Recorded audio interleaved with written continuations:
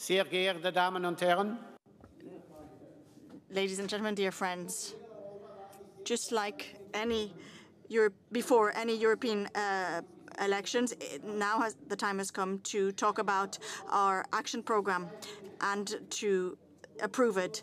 A program must fulfill two conditions. It can't be too long. It has to remain exciting, but it should cover everything that is decisive. This, of course, is a challenge for the biggest party in Europe with so many member parties and association.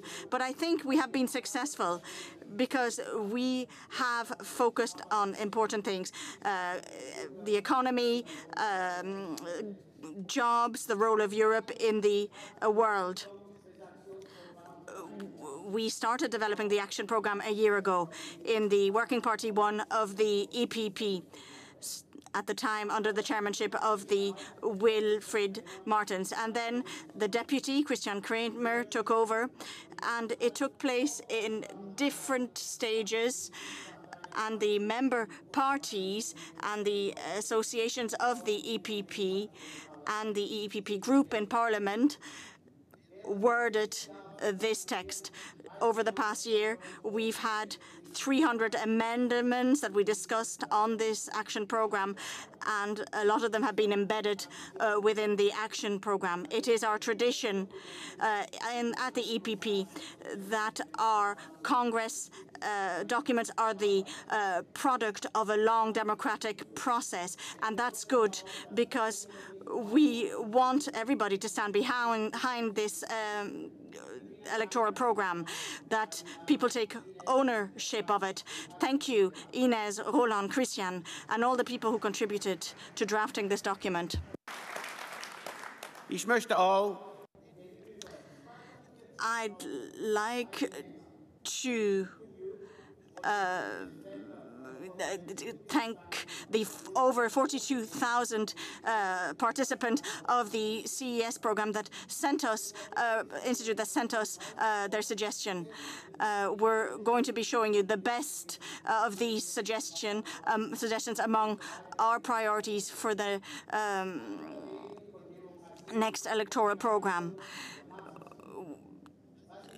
So, what is our narrative? What is our narrative in these elections? What are the points of focus for the EPP in the electoral election? We have 9 core points. Firstly, it is about your interests, your jobs, your future. We must make it clear that these elections are made personal to people. And these elections, there are indications that they're going to be more important than in the past. The Parliament has increased its powers, and it is an equal legislator along with the Council in a lot of areas. And it is written in the Lisbon Treaty that the Commission President is to come from the ranks of the strongest political family.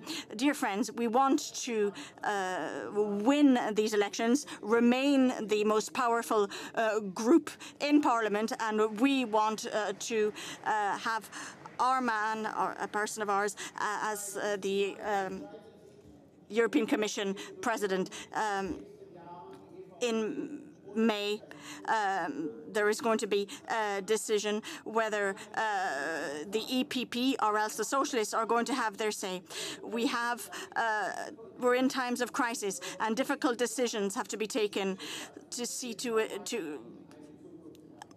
whether our model has a sustainable future. Populists are trying to garner votes with very simplistic speak. We must show that neither a socialist Europe has the right solution, or else a Europe of fighting and battles that the populists want. jobs are at the top of the priority list for European citizens. The founding fathers, after the Second World War, then we have the fight against the crisis, the unification of Europe after the fall of the Berlin Wall in 1989. We are the strength that has made Europe drive forward. The EPP has shown its strength and responsibility. Fourthly, we saved the Eurozone. We reinforced solidarity and guaranteed our solidity. That is part of the foundations in order for there to be a durable growth like in Ireland.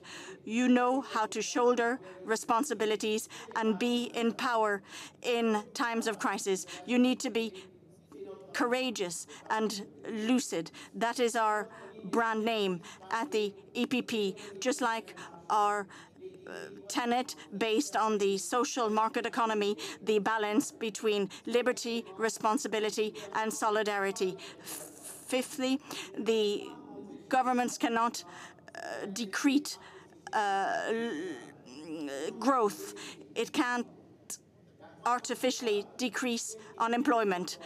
Sustainable growth, that creates employment in the real economy, starts with investment and SMEs. And without trust, there is no investment.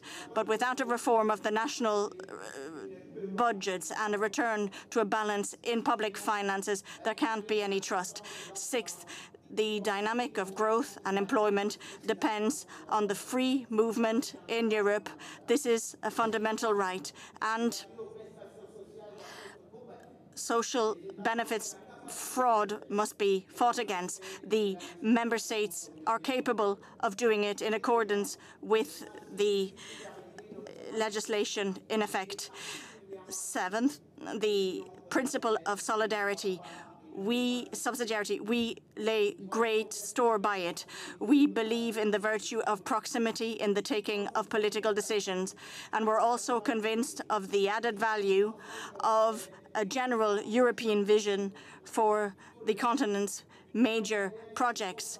The European Union must focus on what is in our advantage to do together and let local communities and regions act where they are more sufficient.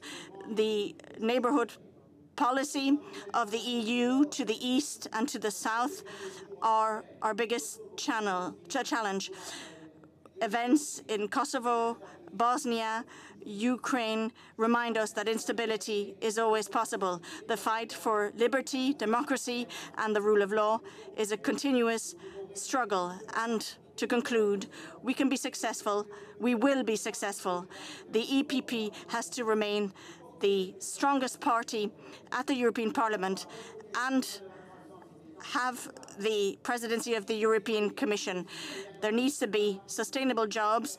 The security of European citizens need to be guaranteed, and we need to make headway on our neighbourhood policy and the rule of law.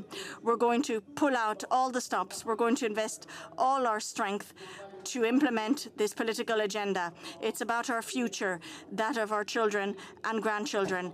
Dear friends, I'm going to hand over to our Vice President, Peter Heinze, that I would like to thank, and he's going to facilitate the proceedings on the resolutions and the remaining amendments. Dear Peter, we're very happy. You do great work. Thank you.